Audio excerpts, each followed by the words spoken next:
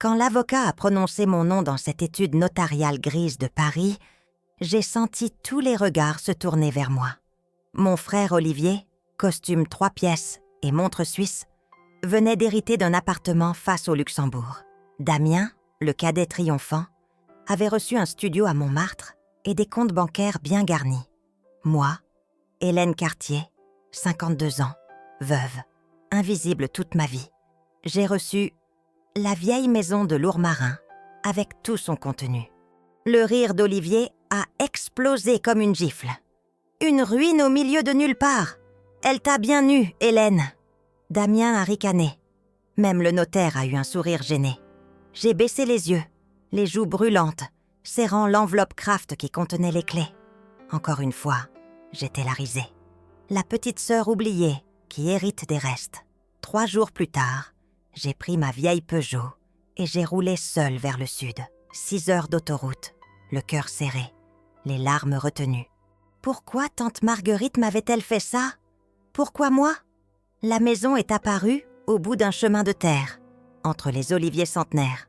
Pierres ocre, volets bleus délavés, silence absolu. J'ai ouvert la porte avec des mains tremblantes. L'odeur de lavande et de poussière chaude m'a saisie. Les meubles recouverts de drap blanc, le carrelage ancien. Et là, au centre du salon, sous un rayon de lumière dorée, une caisse en bois de châtaignier, fermée par un cadenas ancien. Sur le couvercle, une étiquette manuscrite. « Pour Hélène. Ouvre avec patience et discrétion. » J'ai forcé la serrure. À l'intérieur, des lettres jaunies, des photographies sépia et un dossier en cuir brun. J'ai lu. 1 fois, 2 fois. Mon cœur s'est arrêté. Les vignes que je voyais par la fenêtre, 23 hectares, étaient louées depuis 1987 à une exploitation viticole renommée. 15 000 € par an. Le compte bancaire, 287 453 €. Tante Marguerite ne m'avait pas laissé une ruine. Elle m'avait laissé un trésor invisible que mes frères n'avaient pas vu, qu'ils ne verraient pas jamais. Mais en fouillant plus profond, j'ai découvert autre chose. Des lettres d'amour datées de 1943. Un homme nommé Louis, mort en Normandie. Une photographie, tante Marguerite enceinte, radieuse. Et dans une enveloppe scellée, la vérité qu'elle avait cachée pendant 70 ans. Elle avait eu un fils, Louis, né en 1944. Mort à 8 ans dans un accident. Enterré seul, sans famille, dans le cimetière de Lourmarin. Personne ne l'avait su. Personne ne s'en était soucié. Et dans sa dernière lettre, elle m'écrivait « Tu dois décider maintenant, Hélène. Garder ce secret ou révéler la vérité à tes frères. Ils ne te croiront pas. Ils te haïront peut-être. Mais toi, tu sauras ce qui est juste. » Je suis restée assise par terre, le dossier sur mes genoux, les larmes coulant en silence. Mes frères avaient ri de moi. Ils m'avaient humiliée. Ils ne savaient rien de la valeur réelle de cet héritage. Devais-je leur dire? Leur montrer les preuves? Ou rester silencieuse et les laisser dans leur ignorance satisfaite? Devais-je partager cet argent par sens de la justice? Ou le garder, comme tante Marguerite l'avait voulu, pour honorer la mémoire de ceux qu'on a oubliés? Dehors, le soleil se couchait sur les vignes dorées. Le cyprès solitaire se dressait contre le ciel. J'ai posé ma main contre la vitre froide. Pour la première fois de ma vie, j'avais un choix à faire. Un vrai choix, qui ne concernait que moi. Mais je ne savais pas encore si j'aurais le courage de l'assumer. Parce que mes frères, je le sentais, ne lâcheraient pas si facilement. Ils chercheraient, ils découvriraient. Et quand ils sauraient ce que valait vraiment cette ruine, ils feraient tout pour me la prendre. La guerre venait de commencer. Et cette fois, j'étais seule face à eux. Avec, pour seule arme, la vérité d'une femme morte qui m'avait choisie alors que personne d'autre ne me voyait. Qu'allais-je décider? Révéler ou protéger? Partager ou honorer? Pardonner ou me libérer? Cette maison cachait bien plus que des pierres anciennes. Elle cachait des secrets, des douleurs, des mensonges familiaux. Et moi, Hélène Cartier, l'invisible, j'étais devenue la gardienne de tout cela, pour le meilleur ou pour le pire. Le cabinet de maître Blanchard sentait l'encaustique, et le papier ancien. J'étais assise sur une chaise en velours bordeaux qui avait connu des jours meilleurs, les mains croisées sur mes genoux, ma vieille sacoche en cuir posée à mes pieds. Olivier et Damien occupaient là que les fauteuils confortables face au bureau massif du notaire. Ils n'avaient même pas pensé à me laisser une place décente. C'était devenu naturel, cette façon qu'ils avaient de m'effacer. La pluie tambourinait contre les hautes fenêtres de l'étude, rue de Verneuil, dans le 7e arrondissement. Novembre à Paris a toujours ce goût de fin du monde, ce gris qui s'infiltre partout, dans les vêtements, dans les pensées. J'avais mis ma robe grise, la seule convenable que je possédais encore. Bernard l'aimait bien, cette robe. Il disait qu'elle faisait ressortir mes yeux. Mais Bernard était mort depuis 4 ans, et plus personne ne remarquait mes yeux. Maître Blanchard ouvrit le dossier avec une lenteur calculée. Il avait ce visage neutre des gens qui ont passé leur vie à annoncer des mauvaises nouvelles, sans s'impliquer. Ses lunettes rondes reflétaient la lumière blafarde de la lamparde d'écho. « Mesdames, messieurs, nous sommes réunis aujourd'hui pour la lecture du testament de Madame Marguerite Valois, décédée le 14 octobre dernier dans sa résidence de Lourmarin. Ma tante, je l'avais vue 3 fois dans ma vie adulte, au mariage d'Olivier et de Damien, et à l'enterrement de Bernard. Elle était venue de Provence spécialement, petite silhouette voûtée en robe noire, chapeau à voilette, canne à pommeau d'argent.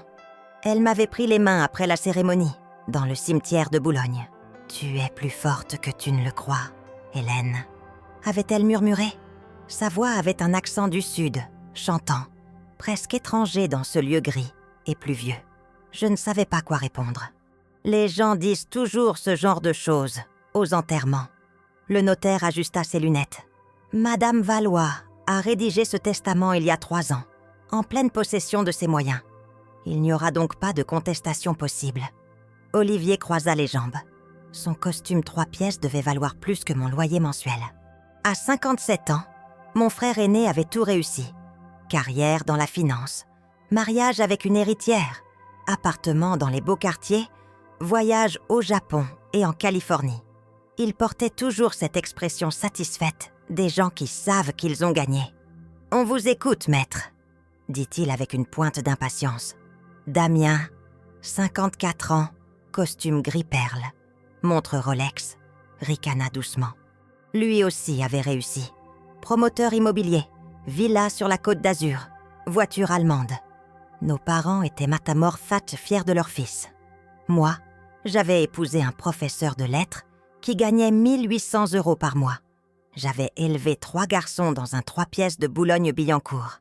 J'avais corrigé des milliers de copies, préparé des milliers de repas, survécu à un cancer du sein à 42 ans sans que mes frères ne viennent me voir une seule fois à l'hôpital. « Je commence », dit Maître Blanchard en chaussant ses lunettes. « Moi, Marguerite Valois, saine de corps et d'esprit, lègue par la présente mes biens de la façon suivante.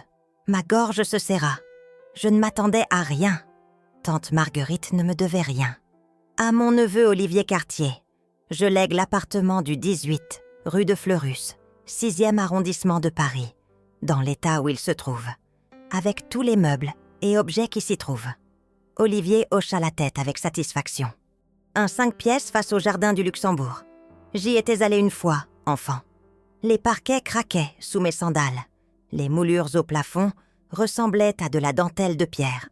À mon neveu Damien Cartier, je lègue le studio du 12, rue Le Pic, 18e arrondissement de Paris, ainsi que les comptes d'épargne, nos 4-3-5-7-8-92 et 4-4-5-7-8-93 à la banque postale.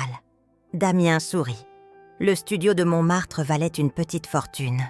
Quant au compte d'épargne, j'imaginais déjà les sommes. Le notaire tourna la page. Il y eut un silence. Il me regarda. À ma nièce Hélène Cartier, je lègue la maison familiale de Lourmarin, 6 au 14, chemin des Oliviers, avec tout son contenu, ses dépendances et les terres y attenantes. Le silence dura 3 secondes. Puis, Olivier explosa de rire. Ce rire gras, bruyant, qui me rappelait mon adolescence, quand il se moquait de mes poèmes, de mes robes trop longues, de mes lectures. Damien le suivit, plus discret, mais tout aussi méprisant. Une ruine !» lâcha Olivier en se tenant les côtes. « Elle t'a laissé une ruine au milieu de nulle part. » Damien secoua la tête, amusé. « C'est vrai que tante Marguerite était originale, mais là, je crois qu'elle a perdu la tête sur la fin, non maître ?» Le notaire ne répondit pas. Il me regardait toujours. Quelque chose dans ses yeux, de la pitié, de la curiosité. « Hélène, » dit Olivier en essuyant une larme de rire, « tu vas faire quoi de ce tas de pierres ? Le transformer en gîte rural pour touristes allemands ?» Je ne répondis rien. Ma poitrine me brûlait. Pas de colère, de honte. Encore une fois, j'étais la risée, la cadette oubliée, celle qui hérite des restes. « Messieurs, » intervint maître Blanchard d'un ton sec, « je vous prierai de respecter la mémoire de votre tante et la dignité de cette lecture. » Olivier s'essuya les yeux, faussement contrit. « Excusez-nous, maître, mais vous comprenez notre surprise. » Le notaire referma le dossier. « Ta, si vous n'avez pas d'autres questions, je vous ferai parvenir les actes de propriété dans les prochains jours. Madame Cartier, » il me tendit une enveloppe Kraft. « Voici les clés de la maison de Lourmarin, ainsi qu'un courrier personnel que Madame Valois m'a confié pour vous. » Je pris l'enveloppe d'une main tremblante. Elle était lourde. Mes doigts effleurèrent le papier épais, scellé à la cire rouge. Olivier se leva, rajusta sa cravate. « Bon, je dois filer. Réunion à 15h. Hélène, si tu veux vendre cette bicoque, préviens-moi. Je connais des gens dans l'immobilier provençal. On pourrait en tirer quelques milliers. » Damien tapota mon épaule en passant. « Courage, petite sœur. Au moins, tu auras un coin pour les vacances. » Ils sortirent. Leurs voix résonnèrent dans l'escalier, puis s'estompèrent. Je restai assise, l'enveloppe sur mes genoux, les clés dans ma paume. Maître Blanchard rangeait ses papiers sans un mot. « Elle était lucide ?» demandai-je finalement, la voix cassée. Il leva les yeux vers moi. « Plus lucide que n'importe qui dans cette pièce, madame. »« Pourquoi moi ?» Il hésita. « Je ne peux pas répondre à cette question. Mais votre tante m'a dit quelque chose, le jour où elle a rédigé ce testament. Elle m'a dit « Hélène est la seule à comprendre la valeur de ce qui ne brille pas. » Je ne comprenais pas. Mais je hochais la tête, me levai, saluai le notaire et sortis dans la pluie battante. Je pris ma décision dans le métro qui me ramenait à Boulogne. Je n'avais parlé à personne, ni à mes fils, Thomas, Laurent et Julien, tous trois occupés avec leur vie, leurs copines, leurs examens, ni à mes amis du club de lecture, qui me verraient au partir avec curiosité mais sans vraiment s'inquiéter. J'étais devenue une ombre dans ma propre existence. Le lendemain, vendredi matin, je fis ma valise. Quelques vêtements, une trousse de toilette, le livre que je lisais, Le premier homme de Camus. Je laissai un mot sur la table de la cuisine pour Thomas, qui vivait encore à la maison. Parti quelques jours à Lourmarin, pour la maison de tante Marguerite. Je t'embrasse. Maman. Je montais dans ma Peugeot 308 grise, 15 ans d'âge, 180 000 km au compteur. Bernard l'avait achetée d'occasion pour nos vacances en Bretagne. Elle sentait encore son eau de Cologne, certains matins. Je démarrais, traversai Paris, endormi sous la bruine, pris le périphérique vers la Porte d'Italie, puis l'A6, direction Lyon. La pluie me suivit jusqu'à Auxerre. Puis, le ciel se dégagea, lentement, comme un rideau qu'on tire. Les champs de Bourgogne défilaient, bruns et nus sous le ciel de novembre. J'écoutais France Musique, un concerto de Vivaldi, puis un requiem de Fauré. La musique emplissait l'habitacle, me tenait compagnie. Je m'arrêtais dans une aire d'autoroute près de Mâcon. Café tiède dans un gobelet en carton, sandwich jambon-beurre sous cellophane. Autour de moi, des familles, des routiers, des voyageurs pressés. Personne ne me voyait. Je repris la route. Lyon, Valence, Montélimar. Le paysage changeait. Les platanes alignés comme des sentinelles, les premiers cyprès, les toits de tuiles romaines. Le soleil perçait entre les nuages, projetant des rayons obliques sur les collines. Mon cœur se mit à battre plus vite. J'avais toujours aimé le sud, enfant. Mes parents nous emmenaient à Cassis, parfois, l'été.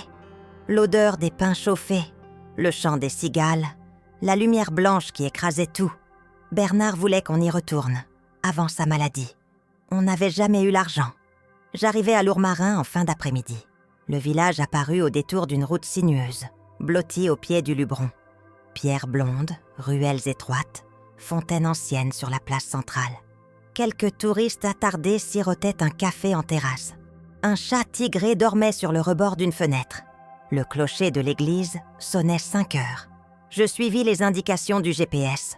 Chemin des Oliviers, 2 kilomètres après le village. La route se rétrécit, devint un chemin de terre bordé d'oliviers centenaires. Leurs troncs tordus, leur feuillage argenté. Le silence était total, presque irréel après Paris. Juste le crissement des pneus sur les cailloux, le chant lointain d'un oiseau. La maison surgit au bout du chemin. Une bâtisse provençale typique, mur en pierre ocre, volets bleus délavés, toit de tuiles romaines couvertes de mousse. Un cyprès solitaire montait la garde à gauche. Derrière, des champs en friche.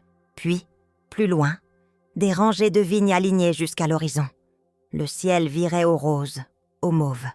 J'arrêtai la voiture, coupai le moteur. Le silence m'enveloppa comme une étreinte. Je descendis, claquai la portière. Le bruit résonna bizarrement dans l'air immobile. Mes chaussures crissèrent sur le gravier. J'avançai vers la porte d'entrée, massive, en bois brut, avec une poignée en fer forgé. Mes doigts tremblaient en sortant les clés de l'enveloppe. La serrure résista. Je dus forcer, tourner plusieurs fois. Enfin, un claquement sourd. La porte s'ouvrit en grinçant. L'odeur me saisit à la gorge. Pas désagréable, juste ancienne. Cire d'abeille, lavande séchée, poussière chaude. Comme si la maison avait respiré pendant des décennies, puis s'était endormie. J'entrai. Le sol était en taumettes rouges, irrégulière, usée par les pas. Les murs, en pierre apparente, gardaient une fraîcheur surprenante malgré le soleil. Le salon s'étendait devant moi, vaste, avec des poutres au plafond et une cheminée en pierre qui occupait tout un pan de mur. Les meubles étaient recouverts de drapelas blancs, comme des fantômes figés. Je m'avançais lentement, retirant les draps un à un. Un canapé en velours vert bouteille, élimé aux accoudoirs. Une table basse en noyer massif. Un fauteuil près de la fenêtre, avec un coussin brodé de motifs floraux. Tout était vieux, démodé, mais propre. Quelqu'un avait pris soin de cette maison avant de la laisser dormir. Sur la cheminée, des photographies encadrées. Tante Marguerite, jeune, en robe à fleurs, devant cette même maison. Un couple âgé, mes arrière-grands-parents, sans doute. Un enfant, peut-être 4 ou 5 ans, assis dans l'herbe avec un chien. Le cadre était en argent terni. Je passais dans la cuisine. Un évier en pierre, des placards en bois peint, une cuisinière à gaz qui devait dater des années 60. Sur la table, un vase vide, un calendrier de 2022, ouvert sur le mois d'août. Tante Marguerite était-elle venue ici cet été-là?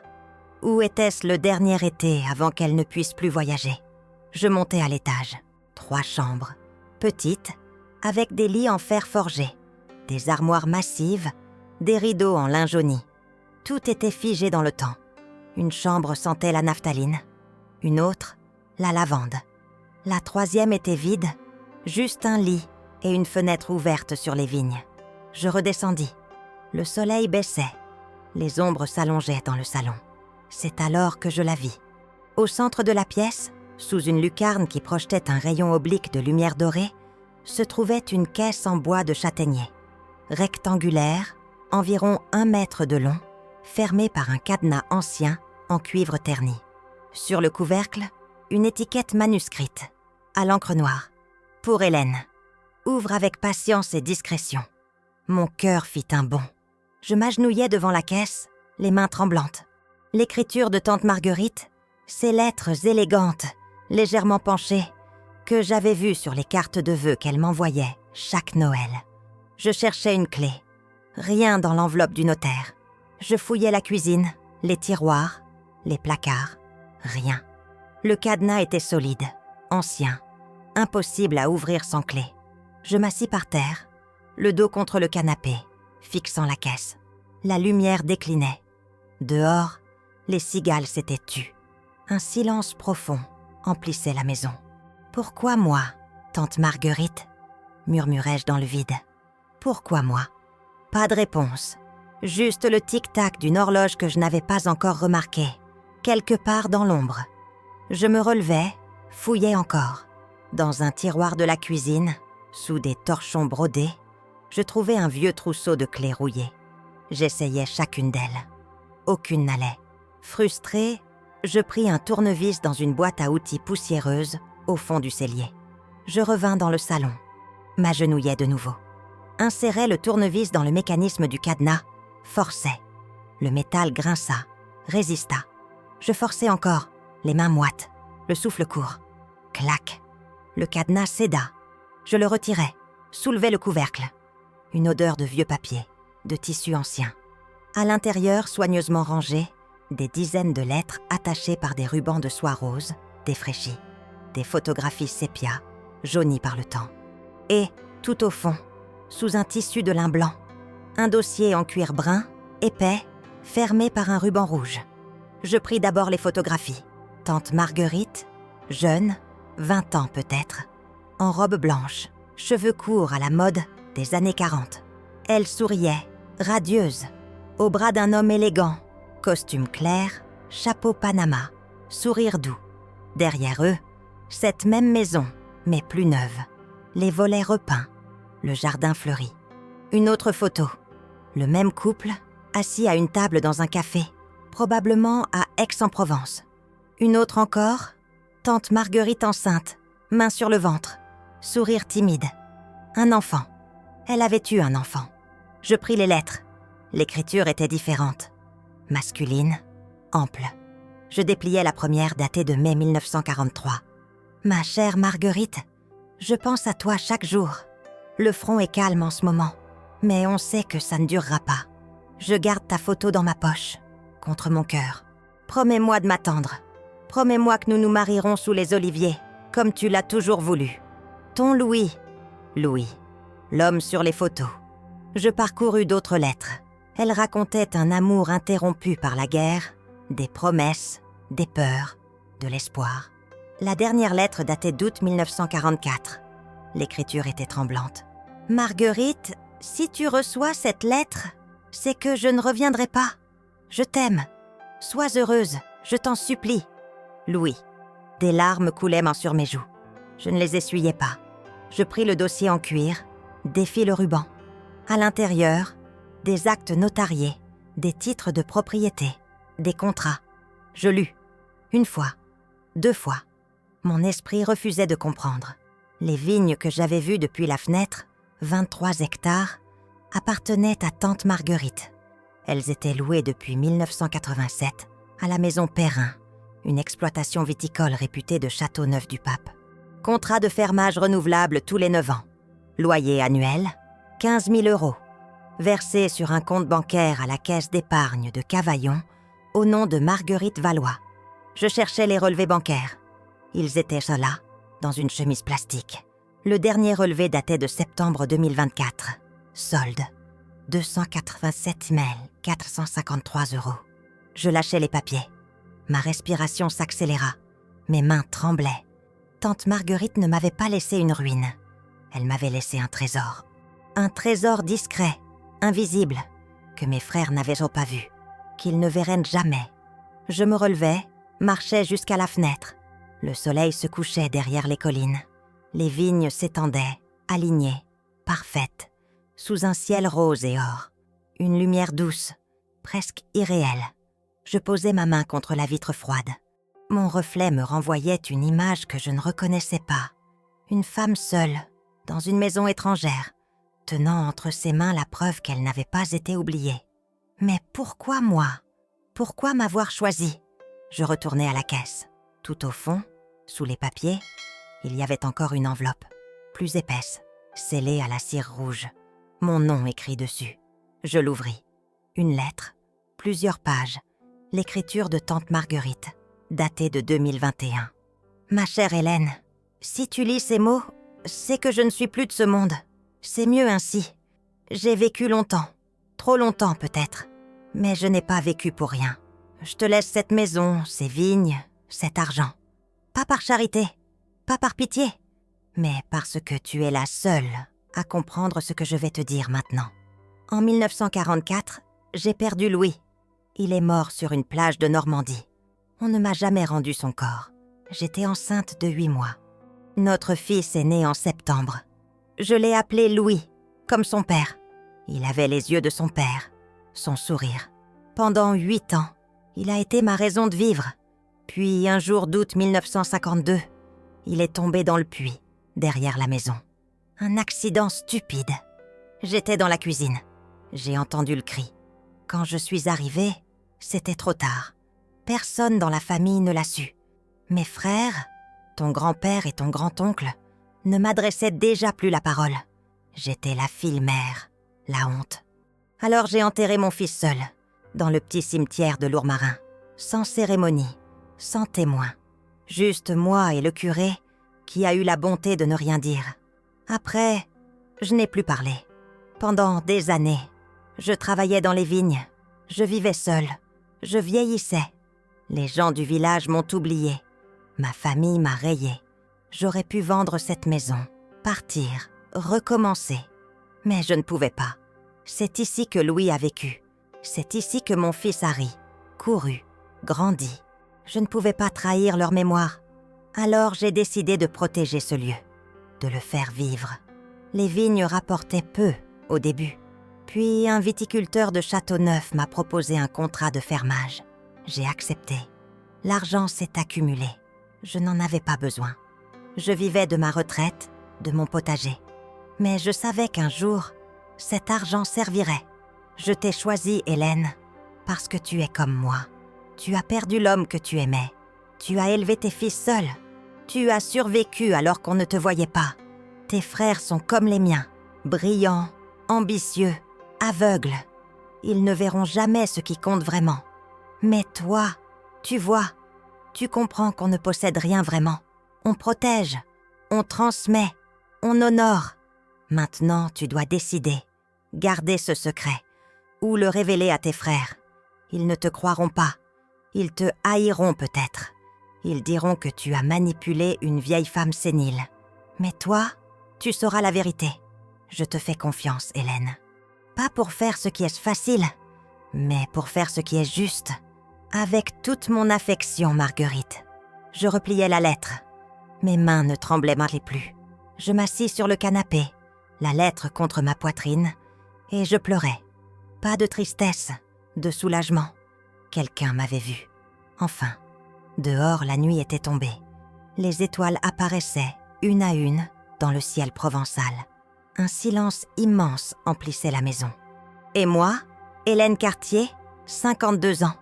Veuve, mère de 3 fils, invisible toute ma vie, je compris que j'avais enfin une décision à prendre. Une décision qui ne concernait que moi. Je passais 3 jours seule dans la maison. 3 jours à lire et relire les lettres de Louis, à contempler les photographies, à marcher dans les vignes qui désormais m'appartenaient. Le fermier de la maison Perrin, un homme d'une 60aine d'années nommé Michel Arnaud, se présenta le 2e matin. Il portait une casquette délavée, une chemise à carreaux, des mains calleuses d'homme qui travaillent la terre depuis l'enfance. « Madame Cartier ?» dit-il en retirant sa casquette. « J'ai appris pour Madame Valois.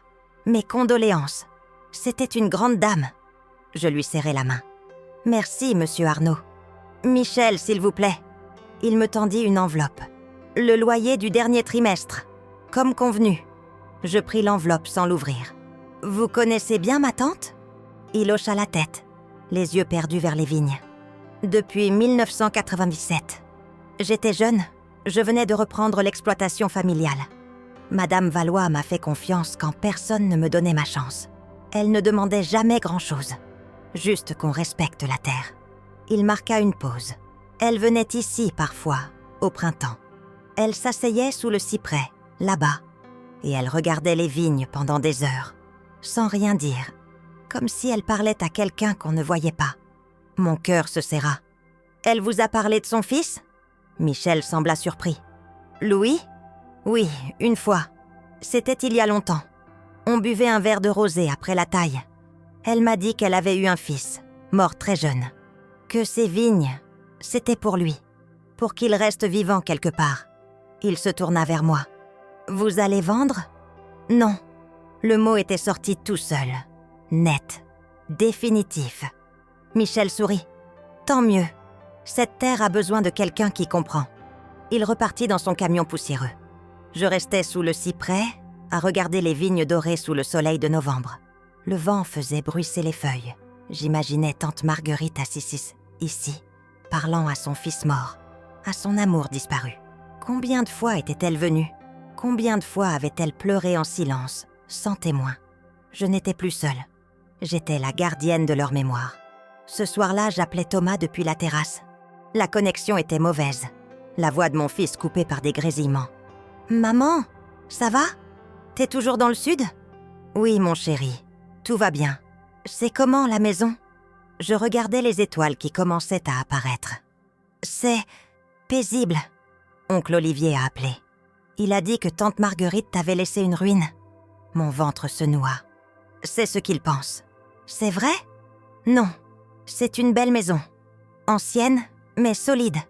Tu vas la garder ? Je ne sais pas encore. Silence. Puis, maman, fais ce que tu veux. Pour une fois. Les larmes me montèrent aux yeux. Je t'embrasse, Thomas. Moi aussi. Je raccrochais. La nuit était totale. Le silence, absolu. Je rentrais, me préparais un repas simple. Omelette, salade, pain rassis, trouvé dans le placard. Je mangeais seule à la table de la cuisine, sous la lumière jaune d'une ampoule nue. C'était la première fois depuis la mort de Bernard que je me sentais entière. Pas heureuse, juste entière. Olivier appela le 4e jour. J'étais dans le jardin, en train d'arracher les mauvaises herbes autour du puits. Ce puits où le petit Louis était mort. Je ne sais pas pourquoi je faisais ça. Peut-être pour me sentir utile. Peut-être pour honorer quelque chose. Hélène, c'est moi. Sa voix, toujours ce ton légèrement condescendant. Bonjour Olivier. Alors, cette maison, tu as vu l'état ? Oui. Et quoi ? Tu comptes en faire quelque chose ? Parce que franchement, c'est du gâchis. Tante Marguerite aurait mieux fait de vendre de son vivant. Maintenant, ça va te coûter une fortune en travaux. Je m'assis sur le muret en pierre. Je ne vais pas vendre. Silence. Puis, un rire incrédule. Tu plaisantes ? Non. Hélène, sois raisonnable. Tu vas faire quoi de ce tas de pierres ? Y passer tes vacances ? Tu n'as même pas les moyens de payer l'entretien. Je me débrouillerai. Écoute, dit-il d'une voix faussement patiente. J'ai parlé à un promoteur. Il est intéressé par le terrain. Il m'a dit qu'il pourrait te proposer 50 000. C'est honnête. Tu pourrais t'acheter quelque chose de mieux avec ça. Un petit appartement à la mer. Ou rembourser tes crédits. 50 000. Pour 23 hectares de vignes qui rapportaient 15 000 par an. Il n'avait aucune idée. Non, Olivier. Pourquoi tu fais l'obstiné ? Sa voix montait. Tu as toujours été comme ça. Têtu. Irréaliste. Maman avait raison. Je fermais les yeux. Cette phrase, combien de fois l'avais-je entendue dans ma vie ? Maman avait raison. Maman qui préférait ses fils. Maman qui me trouvait trop rêveuse, trop sensible, pas assez ambitieuse. Je ne vends pas, Olivier. C'est tout. Très bien. Garde ta ruine. Mais ne viens pas pleurer quand tu seras ruiné. Il raccrocha. Je posai le téléphone sur le muret, les mains tremblantes. Pas de colère, de peur. Parce que je savais ce qui allait suivre. Damien appela 2 heures plus tard. Même chanson. Autre couplet. Hélène, sois raisonnable. Cette maison ne vaut rien. Olivier te fait une faveur en te proposant un contact. Je ne veux pas vendre. Pourquoi ? Par orgueil ? Pour nous prouver quelque chose ? Non, parce que c'était la volonté de tante Marguerite. Tante Marguerite était sénile. Elle ne l'était pas. Comment tu le sais ? Tu ne la voyais jamais ? Je la connaissais mieux que vous. Silence. Puis sa voix, glaciale. Fais ce que tu veux. Mais si tu te mets dans la merde, ne compte pas sur nous. Il raccrocha aussi. Je regardais le téléphone. Ce petit rectangle noir qui contenait tant de violence. Il ne savait rien. Il ne verrait jamais ce que tante Marguerite avait construit. Parce qu'il ne cherchait que ce qui brille. Mais moi, que devais-je faire ? Leur dire la vérité ? Leur montrer les papiers, les comptes, les preuves de ce que valait réellement cet héritage ? Ou rester silencieuse ? les laisser dans leur ignorance et vivre avec ce secret. La question me hantait, jour et nuit. Le 5e jour, je me rendis à Aix-en-Provence. J'avais besoin de parler à quelqu'un, pas à mes fils, pas à mes amis, à quelqu'un qui comprendrait. Je trouvai l'église Saint-Jean de Malte, une bâtisse gothique sobre, presque austère. J'entrai. L'odeur d'encens, de pierres froides, de cierges. Quelques fidèles priaient en silence. Je m'assis au fond, les mains jointes, le regard perdu vers l'autel. Je n'avais pas prié depuis l'enterrement de Bernard. Pas vraiment. Les mots me semblaient pas vides, inutiles. Mais là, dans cette église inconnue, loin de Paris, loin de ma vie, je me surpris à murmurer « Aide-moi à comprendre ». Un prêtre âgé, cheveux blancs, soutane noire, sortit de la sacristie. Il alluma les cierges de l'autel, lentement, avec des gestes précis. Puis, il remarqua ma présence. Il s'approcha, s'assit sur le banc à côté du mien, à distance respectueuse. « Vous cherchez quelque chose ?» demanda-t-il doucement. Je ne le regardais pas. « Une réponse. À quelle question ? Qu'est-ce qui est juste ? Dire la vérité même si elle blesse ? Ou protéger les gens de ce qu'ils ne peuvent pas comprendre ?» Il resta silencieux un moment. Puis, « La vérité n'est pas toujours une arme. Parfois, c'est un fardeau qu'on porte seul, pour épargner les autres. Mais alors, je suis seule avec ce poids. On est rarement seul quand on porte quelque chose de juste. » Je me tournai vers lui. Ses yeux étaient calmes, bienveillants. « Vous croyez qu'on peut pardonner à ceux qui ne comprennent pas ? Le pardon n'est pas une récompense qu'on accorde. C'est une libération qu'on se donne. » Je hochai la tête. Il se leva, me bénit d'un geste simple et repartit vers la sacristie. Je restai encore 1 heure, seule, dans le silence de l'église. Quand je sortis, le soleil déclinait. Les rues d'Aix brillaient d'une lumière dorée. Je savais ce que je devais faire. Je rentrai à Paris le samedi suivant. J'avais convoqué mes frères chez moi, à Boulogne. Un déjeuner. Ils acceptèrent, surpris. On ne se voyait jamais en dehors des obligations familiales. J'avais préparé un pot-au-feu, comme maman le faisait.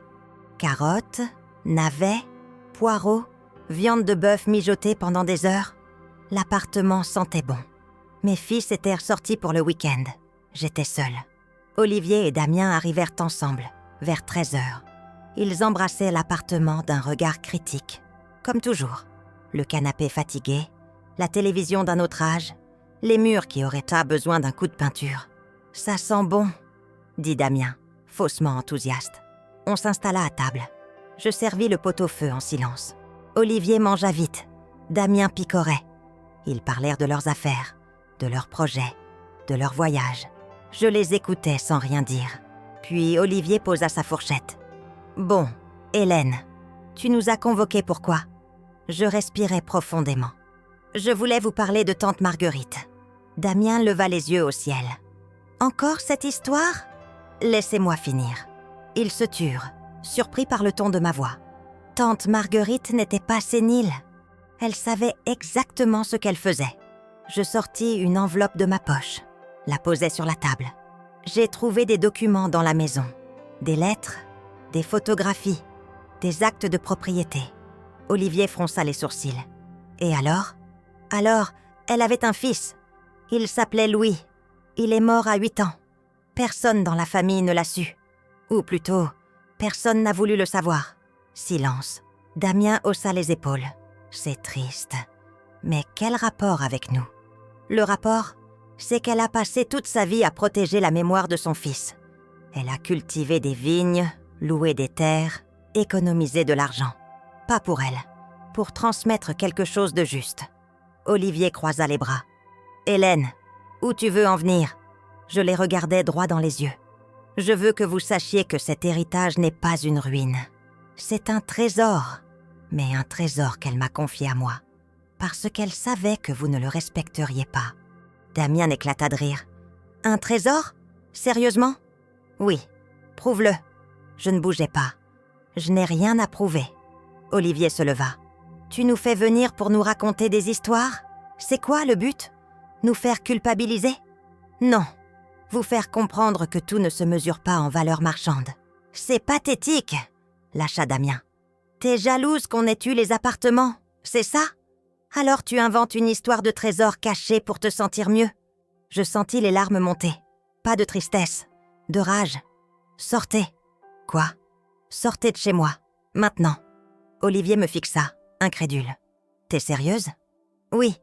Ils échangèrent un regard, prirent leur manteau et partirent sans un mot. La porte claqua. Je restai seule à table. Devant les assiettes à moitié pleines, le pot-au-feu refroidi. J'avais tout gâché. J'avais voulu leur faire comprendre. Et j'avais juste creusé le fossé. Je débarrassai la table, lavai la vaisselle, m'assis sur le canapé. Le silence de l'appartement était écrasant. Mon téléphone sonna. Thomas. Maman? Je viens de croiser oncle Olivier dans le hall. Il avait l'air furieux. Qu'est-ce qui s'est passé? Je fermai les yeux. Rien, mon chéri. Une discussion difficile. À propos de la maison? Oui. Tu veux que je rentre? Non. Profite de ton week-end. Maman... Il hésita. Tu sais qu'on t'aime, nous? Mes frères et moi. Même si on ne le dit pas souvent. Ma gorge se serra. Je sais, Thomas. Je sais. Je raccrochais. Les larmes coulaient. Mais pour la première fois, ce n'étaient pas des larmes de honte. C'étaient des larmes de libération. 2 semaines passèrent.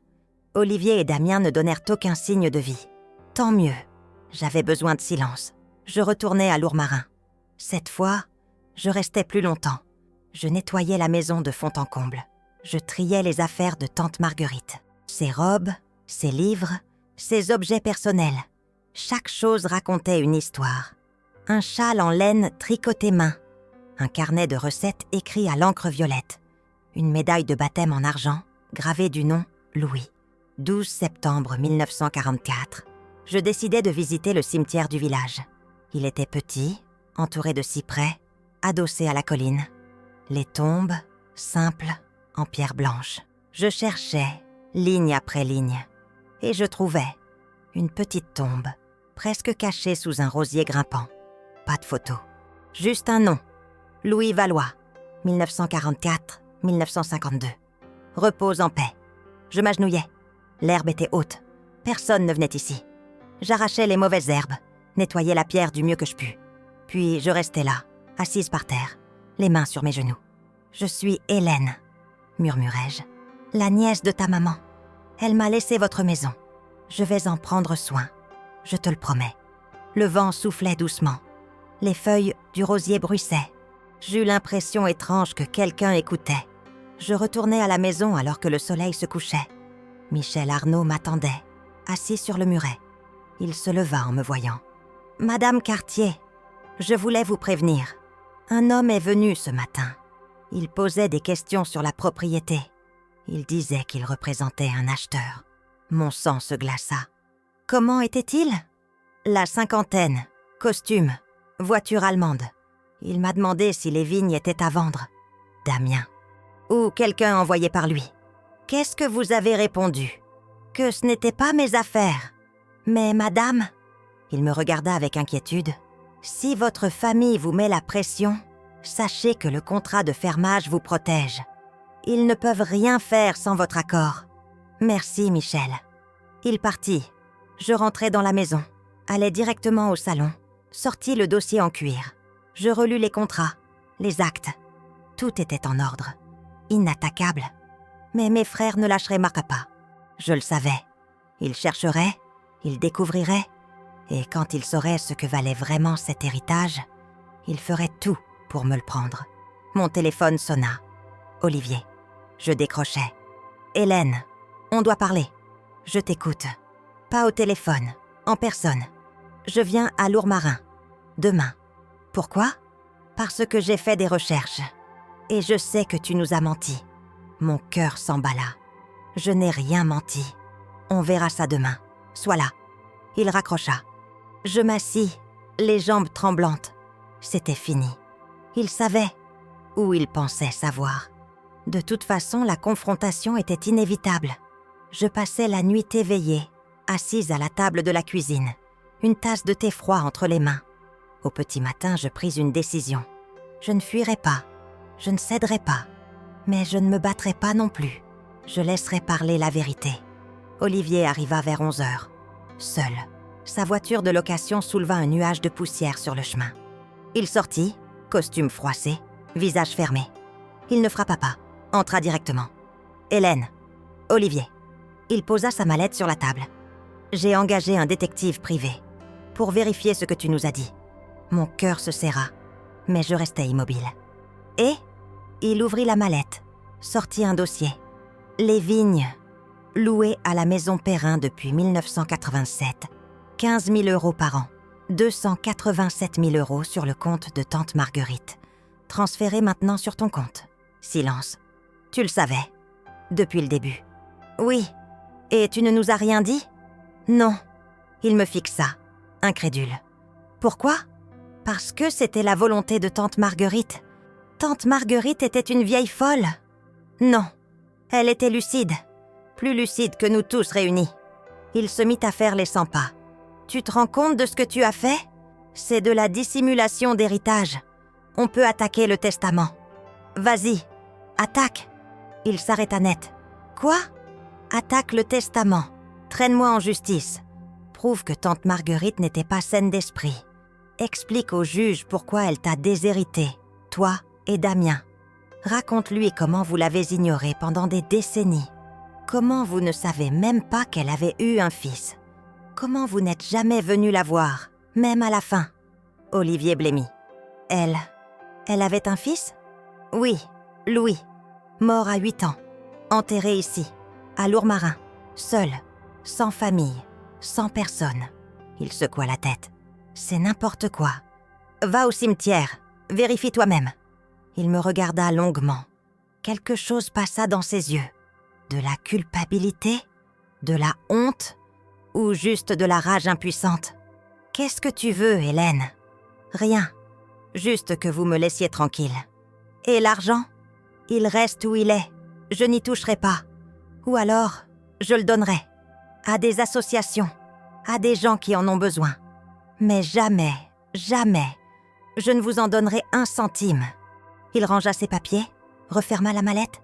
Tu as gagné. Ce n'est pas un jeu, Olivier. Alors c'est quoi?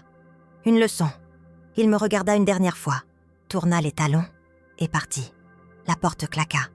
Le bruit de sa voiture s'estompa. Je m'assis, les jambes coupées. C'était fini. Le pire était passé. Mais au fond de moi, je savais que quelque chose d'autre commençait. Les jours qui suivirent le départ d'Olivier furent étranges. Ni lui ni Damien ne donnèrent de nouvelles. Pas d'appel, pas de message.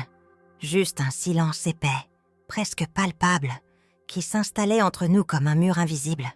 Je savais qu'Olivier avait parlé à Damien. Je savais qu'ils avaient dû se consulter, peser leurs options. Attaquer le testament? Me harceler?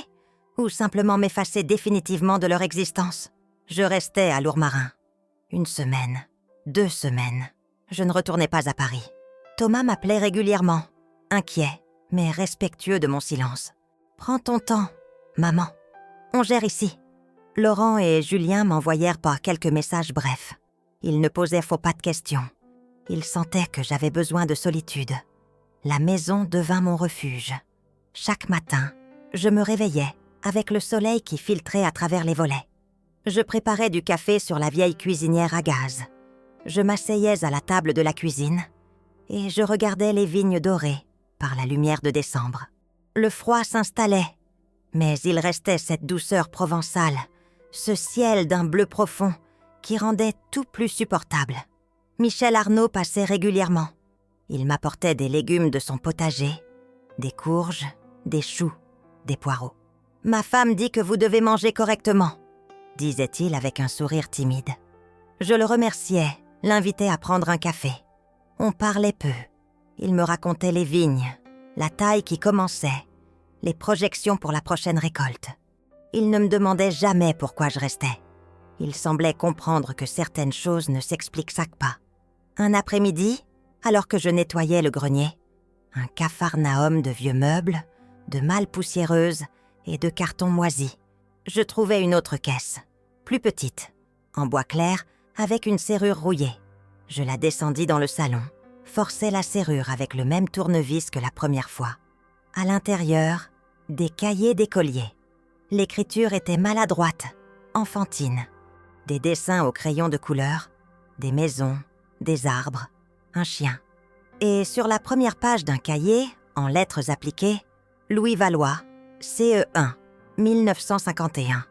Je m'assis par terre, le cahier sur mes genoux. Je tournais les pages lentement.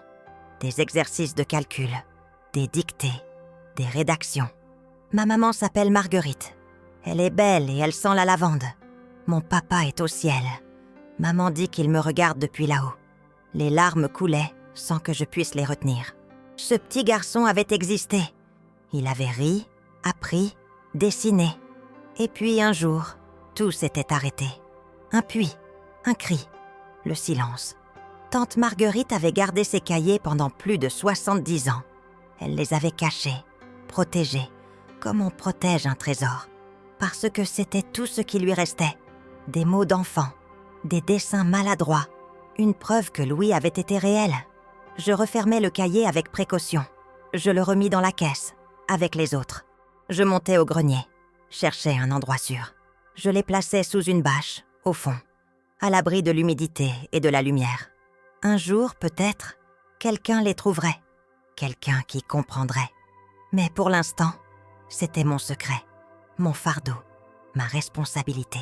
3 semaines après la confrontation avec Olivier, je reçus une lettre, une vraie lettre, manuscrite, postée depuis Paris. L'écriture était celle de Damien.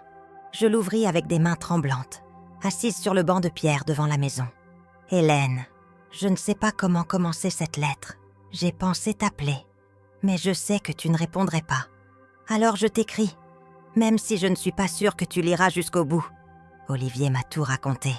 Les vignes, l'argent, l'histoire de tante Marguerite et de son fils. Au début, j'étais furieux. Contre toi, contre elle, contre le monde entier. Je me sentais trahi, trompé. Puis j'ai réfléchi, vraiment réfléchi, pour la première fois depuis longtemps. Tu as raison, on ne l'a jamais vue. On ne s'est jamais intéressé à elle. Pour nous, c'était juste la vieille tante excentrique qui vivait dans le sud. On ne savait rien d'elle. On ne voulait rien savoir. Et c'est pareil avec toi, n'est-ce pas? On ne t'a jamais vraiment regardée. On t'a prise pour acquise. La petite sœur discrète, effacée, qui ne demande jamais rien. Olivier et moi, on brillait. Toi, tu te contentais d'exister. On trouvait ça normal. Je ne cherche pas d'excuses. Je veux juste que tu saches que je regrette. Pas de ne pas avoir eu l'argent. Ça, franchement, je m'en fous. J'en ai assez. Non, je regrette de ne pas t'avoir connu. Vraiment connu. De ne pas avoir été là quand tu en avais besoin. Quand Bernard est mort. Quand tu as eu ton cancer. Quand tu te sentais invisible. Je ne te demande pas de me pardonner. Je ne le mérite pas. Mais je voulais que tu saches que je comprends. Maintenant. Tante Marguerite a bien fait. Elle t'a choisi parce que tu étais la seule à mériter ce qu'elle avait à te donner. Prends soin de toi, Hélène. Et si un jour tu as besoin de quelque chose, vraiment besoin, sache que je serai là. Ton frère, Damien. Je repliais la lettre lentement. Mes mains ne tremblaient plus.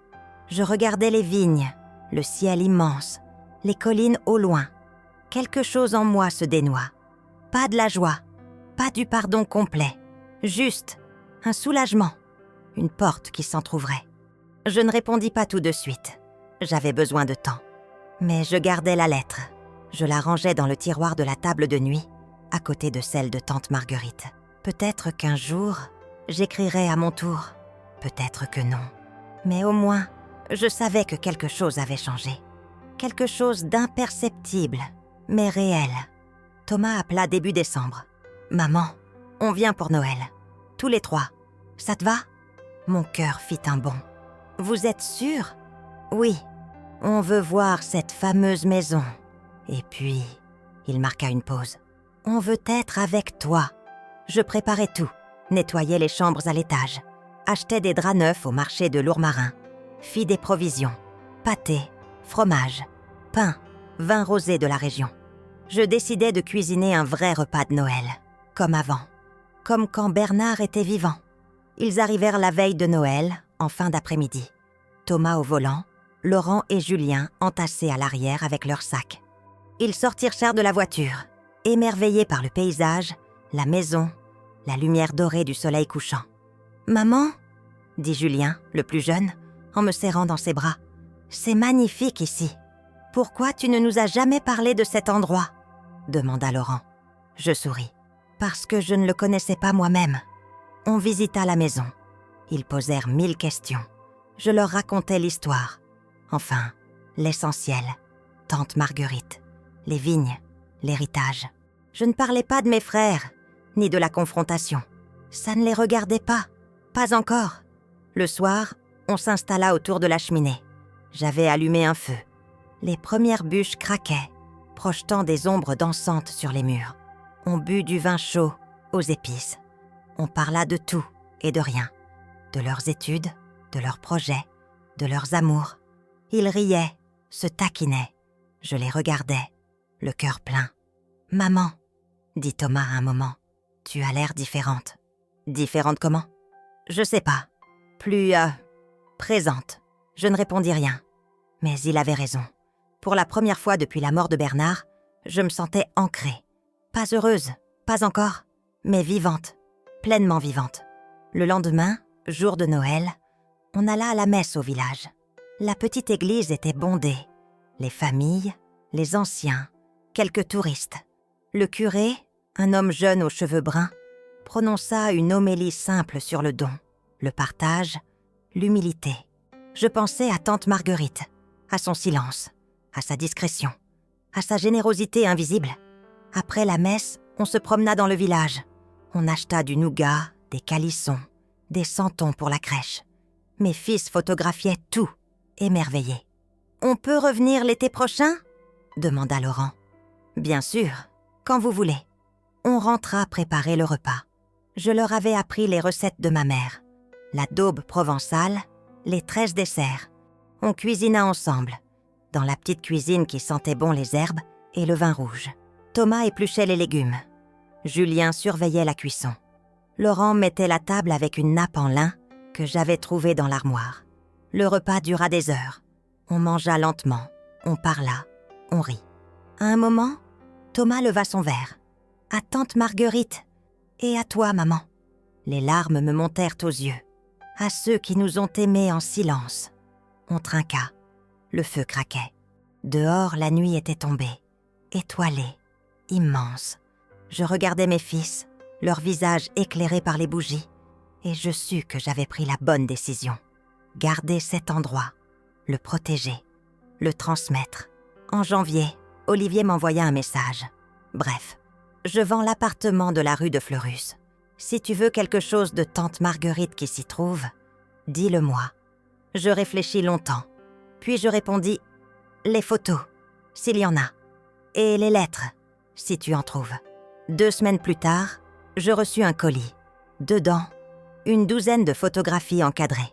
Tante Marguerite enfant, mes grands-parents, des images de famille que je n'avais jamais vues, et une lettre adressée à moi, de la main d'Olivier. « Hélène, je ne sais pas quoi dire.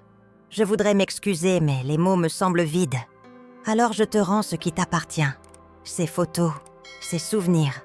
Garde-les, transmets-les. C'est toi la gardienne, maintenant. Je ne te demande rien. Je voulais juste que tu saches que je respecte ton choix, même si ça me coûte de l'admettre. Olivier. » Je rangeais les photos dans le salon, sur la cheminée, à côté de celles que j'avais trouvées ici. Une galerie de visages oubliés, de vies effacées.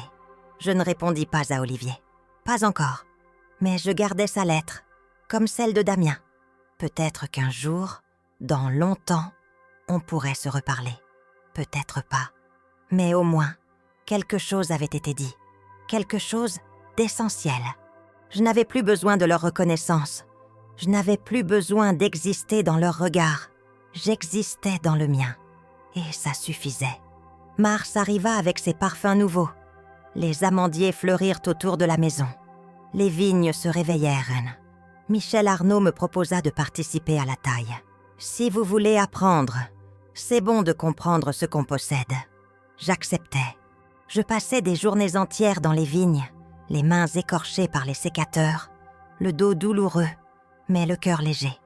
Michel m'expliquait les gestes, la patience nécessaire. le respect de la plante. On ne force pas la vigne, on l'accompagne. Je compris que c'était exactement ce que tante Marguerite avait fait toute sa vie. Accompagner, sans forcer, sans rien attendre, juste protéger ce qui méritait de l'être. Le soir, je rentrais épuisée, les vêtements tachés de terre, les cheveux pleins de poussière. Je me lavais à l'eau froide, je préparais un repas simple et je m'asseyais devant la cheminée avec un livre. Parfois, je relisais les lettres de Louis, le soldat mort, en 1944. Parfois, je feuilletais les cahiers du petit Louis. Je pleurais souvent, mais ce n'étaient plus des larmes de tristesse, c'étaient des larmes de reconnaissance. Un matin d'avril, je reçus une visite inattendue. Une femme d'une 50aine d'années, cheveux gris, visage doux, se présenta à la porte. « Madame Cartier, je suis Claire Moreau. J'étais l'infirmière de votre tante à la fin de sa vie. » Je la fis entrer, lui offris du café. Elle s'assit, émue, regardant autour d'elle. Je n'étais jamais venue d'autre ici. Madame Valois me parlait souvent de cette maison. Elle disait que c'était son paradis. Et son enfer. Pourquoi enfer ? Claire me regarda avec douceur. Parce qu'elle y avait tout perdu, mais aussi tout gagné. Elle m'a raconté, vous savez, son fils, son amour, sa solitude. Elle m'a dit qu'elle vous avait choisi parce que vous étiez la seule à comprendre que l'amour, le vrai, ne se mesure pas. Il se donne. Je baissai les yeux. Je ne suis pas sûre de mériter ça. Personne ne mérite rien, madame. On reçoit, on protège, on transmet. C'est tout. Elle me tendit une enveloppe. Madame Valois m'a demandé de vous donner ceci. Seulement si vous reveniez ici. Seulement si vous restiez. Je pris l'enveloppe, les mains tremblantes. Claire se leva. Je vais vous laisser. Mais sachez que votre tante était heureuse de vous avoir choisi. Elle me l'a dit plusieurs fois. Elle partit. Je restais seule avec l'enveloppe. Je l'ouvris. Une seule phrase, écrite à l'encre bleue. Tu n'es plus invisible, Hélène. Tu es enfin chez toi. Je m'effondrais. Les sanglots me secouèrent, violents, libérateurs. Tous ces années à me sentir transparente, oubliée, inutile. Et maintenant, ça, cette phrase, ce cadeau. Je pleurais longtemps, puis je me relevai, essuyai mes larmes et sortis dans le jardin. Le soleil brillait, les vignes s'étendaient, vertes et vibrantes. Le cyprès montait vers le ciel. Au loin, les collines du Luberon ondulaient sous la lumière. Je m'assis sous le cyprès, à l'endroit où tante Marguerite s'asseyait. Je fermai les yeux. Le vent caressait mon visage. J'entendis le chant des oiseaux, le bruissement des feuilles. Et pour la première fois de ma vie, je me sentis entière. 1 an passa, puis 2. Je fis des allers-retours entre Paris et Lourmarin. Mais de plus en plus, c'était ici que je me sentais chez moi. Je louais l'appartement de Boulogne. Thomas partit vivre sa vie. Laurent et Julien aussi. Ils venaient souvent, pendant les vacances, avec leurs copines, leurs amis. La maison se remplissait de rires, de musique, de vie. J'y organisais des repas, des fêtes de village. Michel et sa femme devinrent mes amis. Les gens de Lourmarin m'acceptèrent. Pas comme une étrangère, comme quelqu'un qui était rentré chez elle. Je n'ouvris jamais le compte en banque. Les loyers continuaient à s'accumuler. 15 000 € par an. Je décidai finalement d'en faire quelque chose d'utile.